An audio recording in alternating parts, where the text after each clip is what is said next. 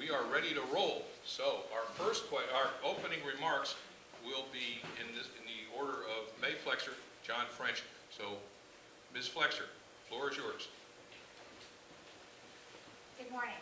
I'd like to thank the Northeastern Connecticut Chamber of Commerce for hosting and inviting us to participate in this debate.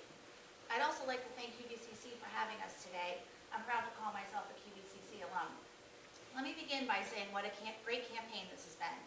I've called Northeastern Connecticut home for most of my life, and knocking on doors and hearing the stories, suggestions, and tough questions from new neighbors has been a tremendous experience.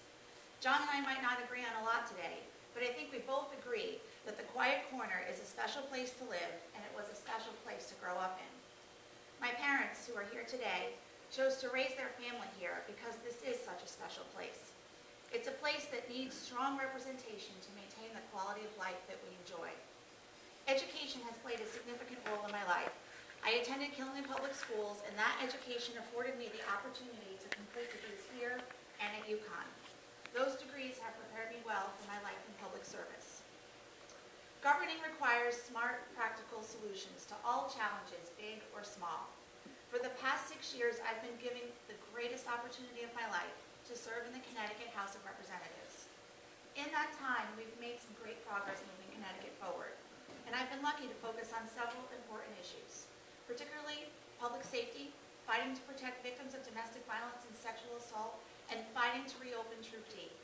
Economic development, ensuring that Main Street investment dollars came right here to Danielson, which is revamping sidewalks just down the road as we speak.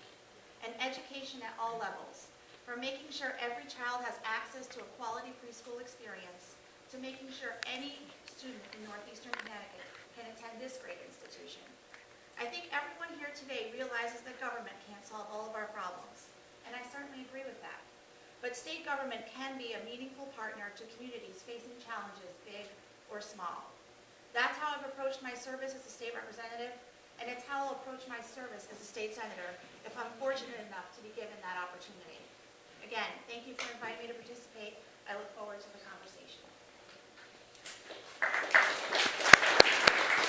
All right, Mr. French, please.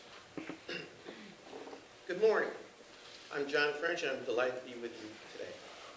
I want to express my appreciation to the Northeast Chamber of Commerce for sponsoring this debate.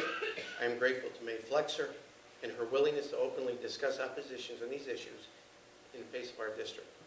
I want to acknowledge my gratitude to the Republican and the Independent parties, as well as the Connecticut Business and Industry Association and the National Federation of Independent Business for their endorsements. I have chosen to run for the Senate seat for the 29th District because I feel the opportunities for the people in this district are disappearing. As a lifelong resident of Wyndham, a student of the Connecticut Public Schools, a husband, father, grandfather, I understand the dwindling resources and opportunities available. As a public servant and as a businessman, I understand that we cannot continue to raise taxes and fund corporate welfare. I believe that I bring new perspectives in many areas. I want to acknowledge the hard work of my opponent in the areas of sexual assault as well as domestic and substance abuse. I applaud her work, and I pledge that if elected, I will pursue solutions to these problems with vigor. I will also pledge to work within these solutions for improvement in education and availability for mental health resources. Let me end my opening comments by saying that I want to represent each of you in a manner that restores faith and the belief that government does listen to your voice.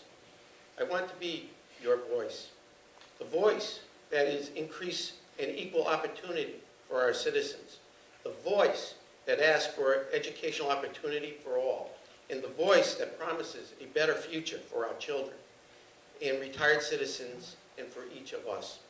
I want to be the voice of opportunity and promise so that rather than wanting to leave Connecticut in order to find the American dream, we make it a reality for those of us who live in the 29th District. Thank you.